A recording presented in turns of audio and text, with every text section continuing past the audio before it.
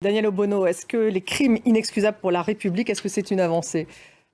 C'est un petit pas comme Emmanuel Macron sait en faire pour le symbolique et je crois qu'il faut le reconnaître. Symboliquement, c'était effectivement une première. Malheureusement, il y a les mots qui ne sont pas dits et la reconnaissance. Là-dessus, vous êtes d'accord avec Nadia Edimoulaye? Entière, effectivement, il faut parler de crimes d'État. Aujourd'hui, les historiens sont unanimes, quasi unanimes sur le sujet. Et puis, mais quand on dit crime inexcusable pour la République, c'est pas un crime d'État. Est-ce qu'on joue sur les mots? Oui, je crois qu'il y a un choix de ne pas dire les choses très clairement. Mais ce n'est pas équivalent. Et non, je crois qu'il y a des excuses qui sont dues, mais le crime, la reconnaissance qui doit être faite, c'est celle justement de la responsabilité des plus hautes instances de l'État. Oui. Et par ailleurs, moi, en tant que parlementaire, ce qui m'interpelle aussi, c'est que en même temps, il y a un choix de ne pas donner, par exemple, accès à l'ensemble des archives. Il y a encore un travail qui nécessite d'être fait au-delà de la symbolique. Qu'est-ce qu'on fait en termes d'accès, je pense aux archives fluviales par exemple, mais à tout ce qui permettrait à l'histoire et aux historiens et à nous-mêmes d'écrire véritablement cette histoire jusqu'au bout en reconnaissant l'ensemble des faits coupables, criminels qui ont été commis par la République, par le gouvernement, par les ministres, parce que c'est quand même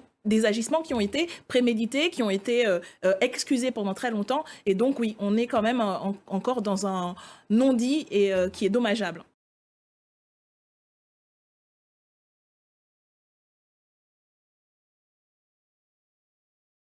Daniel Obono, trop de repentance, disait Valérie Boyer. Je récuse ce terme parce que je crois qu'il sert souvent à minimiser et à se défausser de ses responsabilités. Je suis tout à fait d'accord pour rappeler que c'est une histoire française. Et y compris les traces, l'héritage, c'est un héritage français. Aujourd'hui, vous avez des citoyens et citoyennes français et françaises qui sont héritiers et héritières de cette histoire-là.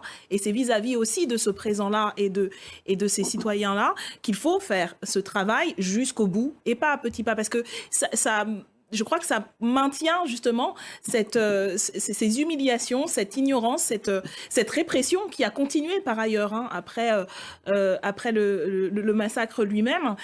Et oui, c'est notre histoire et c'est nous qui devons nous réconcilier avec cette histoire-là. Parce qu'Emmanuel Macron a parlé de rente mémorielle utilisée, instrumentalisée par justement le pouvoir politico-militaire algérien. Non, la question n'est pas l'Algérie. Nous sommes en France. Moi, je suis une députée de la nation française, de la République française, et donc j'ai la responsabilité vis-à-vis des citoyens et citoyennes que je représente de m'assurer que ce travail est fait. Et encore une fois, on parle ici, l'Algérie fait son travail et doit le faire, mais on parle ici de responsabilité de l'État, du gouvernement, de la police, et j'insiste. Et donc vous aussi, vous pensez qu'il faudrait qu'on parle du général de Gaulle, que l'on parle de Michel Debré, c'est-à-dire qu'il y ait des responsabilités politiques qui soient reconnues? Bien sûr, j'en renvoie à la très bonne tribune qui est parue dans le journal du dimanche le 16 octobre de mon collègue Alexis Corbière, qui reprend en tout cas les demandes que nous appuyons et que nous avons appuyées dans l'appel à la marche. Et c'est aussi notre histoire et la transmission de cette histoire-là. J'insiste là-dessus. Le travail des historiens, c'est pas quelque chose d'abstrait. C'est aussi, il doit se traduire aussi dans ce qu'on enseigne, dans l'éducation qu'on transmet aux enfants et aux élèves. Et ça, ce n'est pas suffisamment fait. Fabrice, vous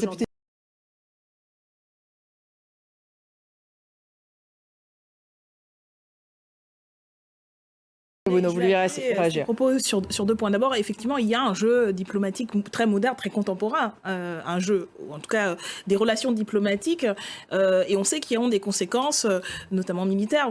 Il y a eu l'annonce suite aux propos d'Emmanuel Macron du refus de l'espace aérien algérien, qui a des conséquences sur... Ils ont rappelé aussi leur ambassadeur. Enfin, voilà. Bon. Non, mais ça a des conséquences, y compris très concrètes pour la France, sur l'intervention au Mali, notamment. Donc on voit aussi que il y a des fois un entraînement peut-être dont M. Macron ne réalise pas en fait les conséquences, parce que ça peut aller. Vous pensez qu'il ne les réalise pas, et qu'il n'est pas nécessaire d'autant brutaliser. Mais je voulais juste illustrer un point de cet en même temps en fait qui finit par faire du surplace.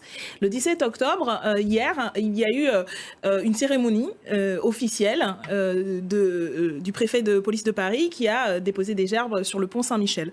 Il y a depuis très longtemps une manifestation organisée par un certain nombre d'associations qui font ce geste de commémoration très, très digne et qui se passe toujours très bien. Or, cette année, les manifestants ont été empêchés par la préfecture de police, par un choix politique, de faire ce geste-là extrêmement fort, extrêmement touchant. Et donc, il y a eu une manifestation. Il y a eu une manifestation, mais le dépôt des gerbes, j'ai participé aussi, et le dépôt des gerbes a été empêché. Oui. Alors, on se demande en fait quel est le sens de cette humiliation qui a été faite aux centaines de personnes qui étaient là. Et pour moi, c'est avec leurs fleurs. Voilà, et ça illustre vraiment en fait cet en même temps qui finit par faire du surplace et qui a malheureusement, je crois, des motifs purement électoralistes et peut-être aussi une certaine adhésion idéologique parce qu'on a vu Emmanuel Macron avec des propos sur le décolonialisme, etc., qui a peut-être un certain nombre d'affinités avec une pensée assez conservatrice, voire réactionnaire. Mais tout ça laisse un goût amer sur ce qui aurait pu, lors de ce quinquennat, être de véritables avancées.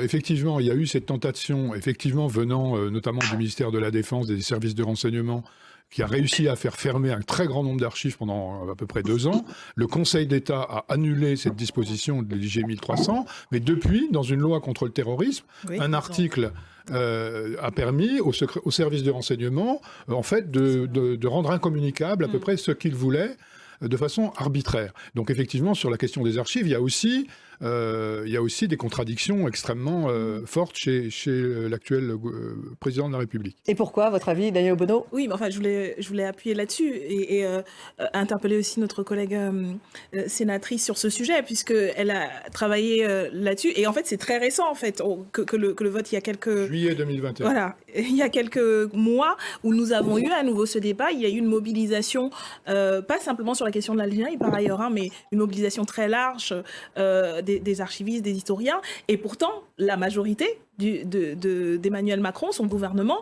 ont maintenu ce verrou. Donc, à un moment donné, il y a... Donc, pourquoi est-ce que... Et puis, la réalité de ce qui aurait été possible, parce qu'il y a une majorité très large, de faire. Donc, on est dans ce double discours permanent.